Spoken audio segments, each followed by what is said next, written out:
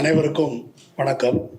பலியிடப்படும் மாநில உரிமை, ஆபத்தில் மாணவர் எதிர்காலம் என்ற இந்த தலைப்பு பல்கலைக்கழக மானியக் குழு துணைவேந்தர் நியமனத்தில் தனது அதிகாரத்தை பயன்படுத்த தற்போதைய தாவேக அரசு அனுமதிப்பதாக ஒரு முடிவுக்கு வந்திருப்பதை ஒட்டி அதன் விளைவாக ஏற்படக்கூடிய பிரச்சனைகளை மக்கள் முன் எடுத்து வைக்கும் நோக்கத்துடன் தான் இந்த கூட்டம். இந்த தலைப்புக்கு என்ன காரணம்? இது தொடர்பாக எனக்கு தெரிஞ்சு இந்த தலைப்பு தொடர்பாக ஒரே ஒரு தொலைக்காட்சி விவாதம் தான் நடந்திருக்குது. அது சன் தொலைக்காட்சியில். அந்த தொலைக்காட்சி விவாதத்தில் இந்து நாளேட்டின் சார்பாக ஒரு பத்திரிகையாளர், அப்புறம் தாவேக ஆதரவு பத்திரிகையாளர் ஒருவர், 2 பேர் பேசினாங்க. இந்த பக்கம் இந்த கொள்கைக்கு எதிராக பேசக்கூடிய தோழர்கள் அவங்க பேசினாங்க. இதற்கு ஆதரவாக பேசினவங்க ஒரு பாயிண்ட் சொன்னாங்க. மாநில உரிமை என்று சொல்லிக்கொண்டு மாணவர்களின் எதிர்காலத்தை பாழடிக்கிறீர்கள். 15 பல்கலைக்கழகங்களில் துணைவேந்தர் இல்லை. நீங்கள் உங்கள் அரசியல் சண்டையை போடுறதுக்காக மாணவர்களை பலி கொடுக்கிறீர்கள் என்று பேசினார் ஒரு பத்திரிகையாளர்.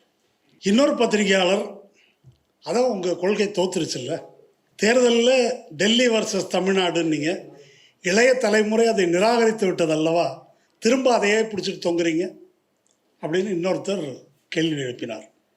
இப்போ பிரச்சனை என்னன்னு கேட்டாக்கா, மாநில உரிமை என்று பேசுவதே மாணவர்களுக்கு இழைக்கும் துரோகம் என்று சித்தரிக்கும் அளவுக்கு, அதை தைரியமாக பேசும் அளவுக்கு தமிழ் சமூகத்தின் அரசியல் பொதுவெளி சீர்குலைந்திருக்கிறது. அதனால்தானே என்னவோ மாநில உரிமை பேசக்கூடிய சென்ற 5 ஆண்டுகளில் பேசி வந்த கட்சிகள், நான் திராவிட முன்னேற்ற கழகத்தை மட்டும் சொல்லவில்லை, திராவிட முன்னேற்ற கழகத்தின் கூட்டணி கட்சிகளாக இருந்தவர்கள் எவ்வளோ பிரச்சனைக்கு பேசியிருக்கோம். டீலிமிட்டேஷன் பேசியிருக்கிறோம், ஜிஎஸ்டிக்கு பேசியிருக்கிறோம், எஸ்ஐஆருக்கு பேசியிருக்கிறோம், இன்னும் எண்ணற்ற பிரச்சனைகள், ஆளுநருடைய அத்துமீறலுக்கு பேசியிருக்கிறோம், கல்வியில் இந்தி திணிப்பு, சமக்ர சிக்ஷா அபியானுக்கு எதிராக பேசியிருக்கிறோம். பல விஷயங்களுக்கு எதிராக மாநில உரிமைக்காக தொடர்ச்சியாக பேசப்பட்ட காலம் சென்ற 5 ஆண்டுகள். இந்த 6 மாதத்தில் அப்படி பேசுவதற்கான எண்ணற்ற பிரச்சனைகள் இருந்தும் கூட யாரும் பேசலை. ஒருவேளை இந்த தேர்தல் தோல்விக்கு பின்னால், தேர்தல் முடிவுக்கு பின்னால், சரி இந்த அரசியல் போனியாகாது போல அப்படின்னு விட்டாங்களான்னு தெரியல, பேசவில்லை யாரும். மாணவர்களை பொறுத்த வரைக்கும் மாணவர்களுக்கு அநேகமாக எதுவும் தெரியாதுன்னு நினைக்கிறேன். ஒரே ஒரு எஸ்எஃப்ஐயினுடைய ஒரு அறிக்கை தவிர வேறு எதையும் நான் இது தொடர்பாக பார்க்கவில்லை. தோழர் பிரின்ஸ் கஜேந்திர பாபு தொடர்ந்து பேசி வருகிறார். மற்றபடி யாரும் பேசாத போது மாணவர்களிடம் விழிப்புணர்வு இருப்பதற்கான வாய்ப்பு இல்லை. இன்றைக்கு நாளேடுகளில் ஒரு செய்தியை நீங்கள் பார்த்துருக்கிறீங்களான்னு தெரியல. கேரளாவில் 3 பல்கலைக்கழக துணைவேந்தர்கள், அதாவது ஆளுநரால் நியமிக்கப்பட்ட 3 பல்கலைக்கழக துணைவேந்தர்கள் ஆர்எஸ்எஸ் நூற்றாண்டு விழா நிகழ்ச்சி, மோகன் பகவத் தலைமை தாங்கிய நிகழ்ச்சி, அதில் பங்கேற்றிருக்கிறார்கள். அதை இப்போ இருக்கக்கூடிய முதல்வர் சதீசன் கண்டித்து அதற்கு அவர்கள் மன்னிப்பு கேட்க வேண்டும் சொல்லியிருக்கிறார். அவங்க ஒன்றும் மன்னிப்பு கேட்க போகிறது இல்லைன்னு வச்சுங்க, அவர் சொல்லியிருக்கிறார். முதல்வர் சதீசன் சாஃப்ட் இந்துத்துவா பேச தொடங்கிவிட்டார். காங்கிரஸ் கட்சியை சேர்ந்தவர்கள் வலதுசாரிகளை, குறிப்பாக சாவர்கரை துதிபாடி பேசுகிறார்கள் அப்படின்னு சிபிஎம் பொதுச் செயலாளர் பேபி அவர் இவங்களை விமர்சனம் பண்ணியிருக்கார். இப்போது இது ஒரு நிலைமை. தமிழ்நாட்டை பொறுத்த வரைக்கும் என்ன நிலைமை? நம்முடைய உயர்கல்வித்துறை அமைச்சர் விஸ்வநாதன், காங்கிரஸ் கட்சியை சேர்ந்தவர், அவருடைய மற்ற கான்ட்ரவர்சியை பற்றி நான் பேசலை. அவர்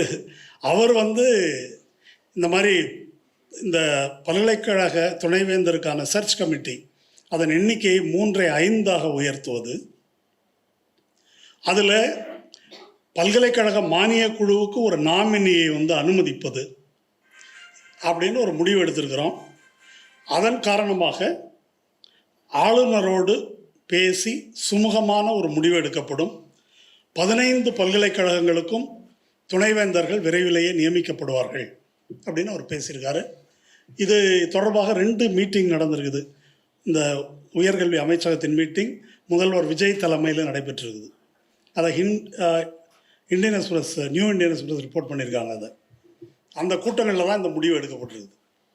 இந்த பிரச்சனை பற்றி ஒருவேளை கொஞ்சம் மொபைல் இந்த பிரச்சனையை பற்றி உங்களுக்கு நினைவூட்டுவதற்காக சில விஷயங்களை சொல்கிறேன். 2022 துணைவேந்தரை நியமிக்கின்ற அதிகாரம் ஆளுநருக்கு இல்லை, தமிழக அரசுக்கு தான் உண்டு என்று 10 பல்கலைக்கழகங்களுக்கான சட்டத்தை தமிழ்நாடு அரசு நிறைவேற்றியது.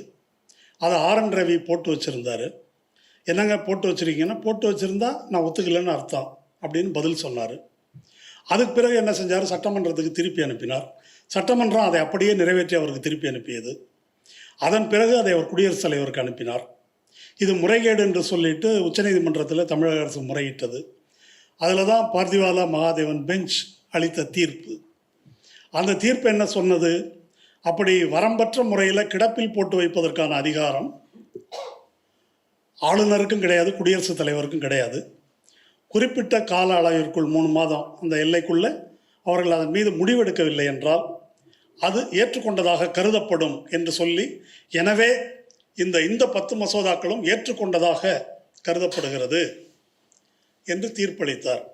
இந்த தீர்ப்பின் அடிப்படையில் தமிழ்நாடு அரசு ஒரு நியமன சட்டத்தை கொண்டு வரும்போது, விடுமுறை காலத்தில் நீதிபதி GR சாமிநாதன் நீதிபதியாக இருந்த அமர்வில் வெங்கடாஜலபதி என்ற பிஜேபி கட்சியைச் சேர்ந்தவர் ஒரு பெட்டிஷன் போடுறாரு. இந்த தமிழ்நாடு அரசு கொண்டு வந்திருக்கிற இந்த சட்டம் இது UGC ரூல்ஸ் 7(3)க்கு எதிரானது, எனவே இதனை தடை விதிக்கணும், இடைக்கால தடை என்று கேட்டதற்கு தமிழக அரசு தரப்பிலிருந்து மூத்த வழக்கறிஞர் வில்சன், தலைமை வழக்கறிஞர் ராமன் இவங்கெல்லாம் வேண்டுகோள் விடுத்தும் கூற, நாங்கள் டீட்டெயில்டாக கவுண்டர் அஃபிடவிட் போடணும் என்று கேட்டும் கூட அதற்கு ஒரு அவகாசம் கொடுக்காமல் இடைக்கால தடை விதித்தார். மறுபடியும் உச்சநீதிமன்றத்துக்கு போனது தமிழ்நாடு அரசு. உச்சநீதிமன்றம் என்ன சொன்னது அப்படின்னா, கரெக்டு தான், உங்களுக்கு போதிய வாய்ப்பு கொடுக்கல, அதனால் மீண்டும் சென்னை உயர்நீதிமன்றத்திலே இந்த வழக்கை விசாரிக்கிட்டோம், ஆனால் அது வரைக்கும் நீங்கள் எந்த துணைவேந்தரையும் நியமிக்கக்கூடாது, ப்ராக்டிக்கலாக அது ஸ்டே தான். அந்த வழக்கு 29ஆம் தேதி விசாரணைக்கு வருகிறது. இந்த 29ஆம் தேதி தலைமை நீதிபதி அமர்வில் விசாரணைக்கு வருது. 29ஆம் தேதி விசாரணைக்கு வருகின்ற இந்த நேரத்தில் வெங்கடாஜலபதி என்ற நபர் மர்மமான முறையில் ஒரு மனு போட்டதைப் போல கூடுவாஞ்சேரியைச் சேர்ந்த பாஸ்கர் என்பவர் ஒரு பெட்டிஷன் போட்டிருக்கார்.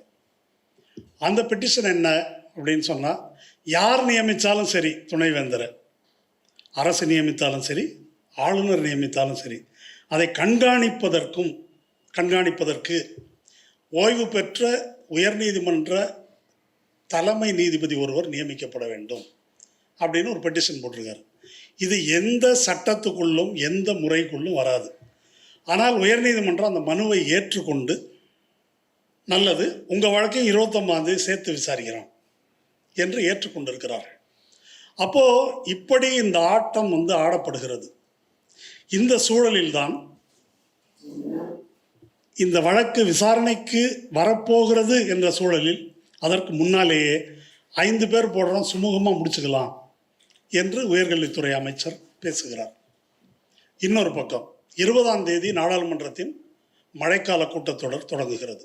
அந்த மழைக்கால கூட்டத்தொடரில் என்ன விசேஷம் என்றால், விக்சித் பாரத் சிக்ஷா அதிஷ்டான் என்று ஒரு புது மசோதா நிறைவேற்றத்துக்கு வர இருக்கிறது.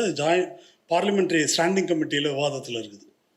அது என்ன, விக்சித் பாரத் சிஷ்டா அதிஷ்டான்னாக்கா, UGC உள்ளிட்ட எல்லா உயர்கல்வியை நெறிப்படுத்தும் நிறுவனங்களையும் கலைத்து விட்டு ஒரே அதிகாரத்தின் கீழ் ஒன்றிய அரசு இதை கொண்டு வருகிறது.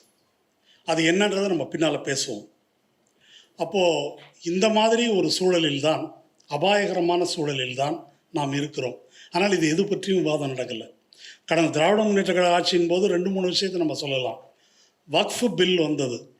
வக்ஃபு பில்லு ஸ்டாண்டிங் கமிட்டியில் பரிசீலிக்கப்படும் போதே வக்ஃபு பில் பற்றிய விரிவான விவாதம் நடந்தது. கருத்து பிரச்சனை, ஆர்ப்பாட்டங்கள் இதெல்லாம் நடந்தது. அந்த மாதிரி வேறு டீலிமிட்டேஷன், அந்த பிரச்சனை வந்தபோது டீலிமிட்டேஷனுக்கு எதிராக கூட்டங்கள் நடந்தது, விவாதங்கள் நடந்தது.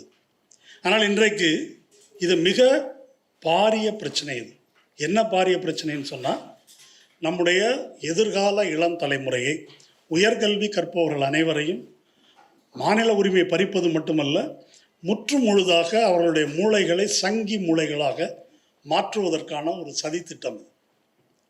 அப்படி ஒரு பிரச்சனை வர இருக்கிறது என்னும் சூழலில் அது பற்றிய விவாதம் எதுவும் இல்லை. இந்த சூழலில் தான் வாய்ஸ் ஆஃப் டிஎனில் இந்த கூட்டத்தை நடத்துகிறோம். இந்த பெரியாருடைய புகழ்பெற்ற மேற்கோள் ஒன்று இருக்குது. நான் ரொம்ப படித்தவனோ எல்லாரையும் விட பெரிய அறிவு நிரம்பியவனோ அல்ல, இந்த காரியத்தை செய்வதற்கு வேறு யாரும் தயாராக இல்லை என்ற காரணத்தினால் இதை என் தலைமையில் போட்டுக்கொண்டு செய்கிறேன் என்று அவர் சொன்ன மாதிரி நானும் கல்வியாளர் இல்லை, நாங்களும் கல்வியாளர்கள் இல்லை. தோழர் அவர் கருணானந்தன் அவர்கள் பேராசிரியர், அவர் இந்த துறையை சார்ந்தவர். நான் கல்லூரி வாசலை கூட மிதித்ததில்லை. இப்போ பிரச்சனை என்ன அப்படின்னா, யாரெல்லாம் பேச வேண்டுமோ அவர்கள் பேசவில்லை. பேராசிரியர் பெருமக்கள், ஓய்வு பெற்ற பல கல்வியாளர்கள் அவங்களாம் இருக்கிறாங்க, அவர்கள் யாரும் பேசவில்லை. மாணவர்கள் தரப்பில் பேச்சில்லை, அரசியல்வாதிகள் தரப்பில் பேச்சில்லை. இந்த சூழலில் ஒரு பொது கருத்தை உருவாக்கும் பொருட்டு, அல்லது கேளாத செவிகள் கேட்கட்டும்னு பகத்சிங் சொன்னார் இல்லையா, அந்த மாதிரி ஏதோ ஒன்று கேட்குறவங்க அளவிற்காவது இது கேட்கட்டும் என்ற முறையில் இந்த கூட்டத்தை ஏற்பாடு செய்திருக்கிறோம். இந்த வீடியோ உங்களுக்கு பிடிச்சிருந்தா லைக் பண்ணுங்க, ஷேர் பண்ணுங்க, கமெண்ட் பண்ணுங்க. மறக்காம OH தமிழ் சேனலுக்கு சப்ஸ்கிரைப் பண்ணுங்க.